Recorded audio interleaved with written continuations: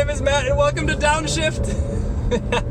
Today I'm in the Alfa Romeo Stelvio. This is the first SUV that Alfa Romeo is bringing to the United States and to anywhere. This is the first one they've built, and it is very exciting, and I'm going to tell you exactly why. This car shares the same platform. It is almost exactly the same as the Alfa Romeo Giulia, which I drove earlier and is my favorite car of the year so far.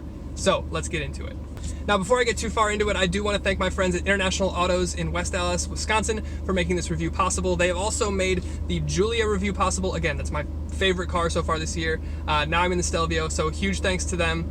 They've taken fantastic care of me and they will do the same for you. So like I said, this is a compact luxury SUV. This will compete with things like the BMW X3, the Audi Q5, the Jaguar F-Pace, and the Mercedes GLC. However, there is one distinct thing that makes this car different than the rest of those, and I'm going to get to that in a little bit. But like I was saying, this car is based on Alfa Romeo's Giorgio platform, which it shares with the Giulia. So it's pretty much the exact same car as the Giulia, just with an SUV trunk at the back. So it's about 2 inches longer and about an inch wider. Obviously they jacked it up a couple inches, but it's still really not that high off the ground. It's about 8 inches off the ground, giving you a nice easy step in height and a nice commanding view of the road. So it's really comfortable and really good visibility to see around you. Now this car comes in about 3 trims. You can get the TI, which is the base. I'm in the Sport right now. The Sport allows you to have bigger brakes, and your brake pads, or your brake calipers I should say, can be painted. This also adds a little bit more flair in the interior, and I'll get to that in a little bit as well. Also in the Sport package, you can option up to 20-inch wheels, and they're like a beautiful gunmetal matted finish. It looks fantastic. My one complaint about the exterior styling is that the exhaust tips aren't connected. Now I'm over here talking about the interior a little bit. I do want to talk about the fit and finish here. It's not what you would get in, say, a Mercedes or an Audi, but just the design of it I think is really, really impressive. I mean, it's very Italian, and you know, obviously Alfa Romeo is very Italian, and you really kind of get that feeling. It's a lot of swooping lines. You get a beautiful kind of etched aluminum trimming on the dash with a nice red leather. Again, this is the Sport package. You get the red leather in it. It looks fantastic. I do love the steering wheel. It's got a nice flat bottom. It's got the engine start stop on the wheel, which I think is fantastic. It makes you feel like you're in a much sportier vehicle. So it's a lot of fun. But overall, the interior is great. I mean, I have no complaints about it. It's not, like I said, it's not going to be Audi quality. It's not going to be anything overly dramatic like that, but you do get a nice refined interior. Now let's talk about features. This car comes standard with keyless entry.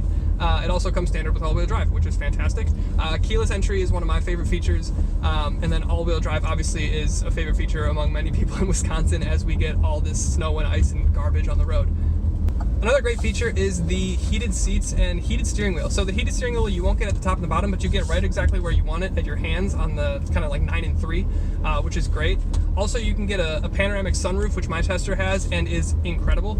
It's about $1,300 to option that one up, but definitely worth it. I would say go with that. This one does have a power tailgate, which you would expect. Sorry. Oh, the turbocharged 4-cylinder. I'll get to the engine in a minute, but this is a lot of fun to play with. What was I saying? Power tailgate, yes. So this car has a power tailgate, which you would expect from a luxury SUV such as this, but it is really just a nice feature. I recently drove a Mazda that didn't have it. Mazda is now doing it, but not the point.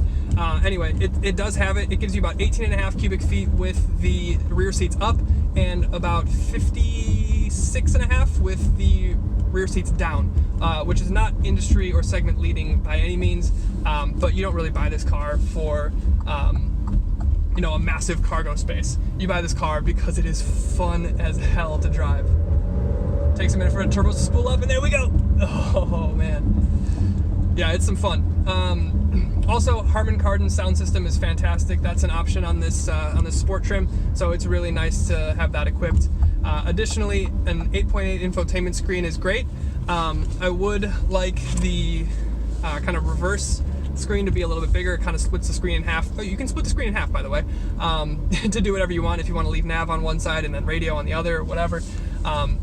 If I'm complaining, and I will for a second, if I'm complaining, I would love to see Android Auto and Apple CarPlay. I think that's really the only downside to this infotainment system. Other than that, it's intuitive, it's responsive, it's got decent graphics.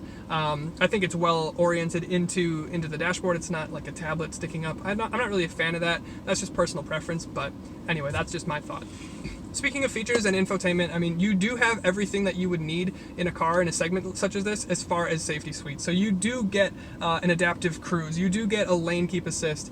It's not active lane keep assist, so I should say lane departure warning. So if you have it on and you're going to leave your lane, it'll imitate a rumble strip. So it'll go, and then it'll kind of prompt you to get back in, but it won't physically like keep the wheel and take the wheel from you. This is a driver's focused car. This is supposed to be fun, and it doesn't want to drive for you, which I can kind of get behind and recommend, although I would rather they just kind of vibrate the steering wheel than going, so whatever, but it is a lot of fun.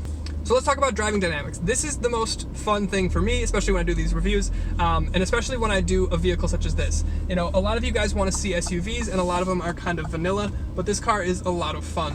So this car has Alfa Romeo's turbocharged 4-cylinder, and this is where Alfa Romeo shines in comparison to the segment. Like I said, it's not going to give you the most tech, it's not going to be the biggest on the interior, but it is going to give you the most power.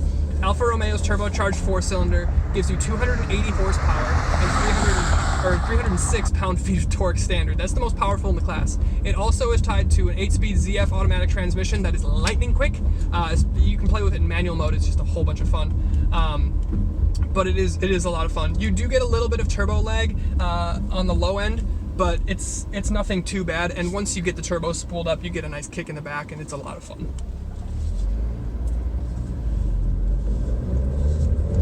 The steering is precise, it's accurate, it's super responsive, there's no dead spot in the middle. It's a lot of fun to throw around. It is completely at your disposal at all times. It is fantastic. Now, I have to bring this up because I brought it up in the Giulia video. This car is equipped with Acura's IBS, irritable bowel syndrome. No, it's not that, obviously. It is intelligent braking system. So what that means is this is brake-by-wire. So what that means is there is no physical connection between the brake pedal and the actual brakes. It is all done electronically, which, I don't know, it's just fine. It's a little touchy in day-to-day kind of around town traffic, but if you're gonna drive this thing hard, and I do recommend you do it, it's fantastic. I mean, the brakes have a good bite to them. They're very strong, they're very sturdy, they're fantastic. So this car will go 0 to 60 in about 5.4 seconds. To give you some context, the BMW E46 M3, which is hailed as, you know, the biggest step forward in its, you know, the modern BMW generation, that goes 0 to 60 in about 5 seconds. I think it's 5.5 actually. So this is not far off, and it's going to be about a half second faster than anything else in the segment. So definitely some fun and good points for Alfa. This car has a lot of power. It's got 4-wheel drive, and it is an SUV. So your fuel economy is going to be about 22 in the city and about 28 in the highway.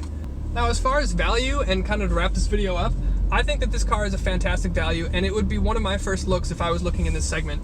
You know, you're not going to get the super refined interior of a Mercedes, and you're not going to get the technology of an Audi, and you know, whatever, but you will get a super fun and just really engaging driving experience, and you'll get the most power in the segment. And to be completely honest, I like the layout of the interior. I think it looks fantastic, especially in this red leather. You know, the start-stop button on the steering wheel I think is a lot of fun. So overall, I mean, you can get into one of these starting at about $42,000. All the way optioned up is about $54,000. So I mean, you're not spending much more money, if any, than you would in comparison to the rest of the segment. So I would absolutely give this thing a look. So with that, I really hope you guys really enjoyed this video. Please comment, subscribe, let me know what else you guys want to see. I know you guys want to see SUVs and things like that, but if there's anything else that interests you or you want to see on the channel, you want to learn more about, let me know, leave it in the comments, and I hope you guys have a great rest of your day.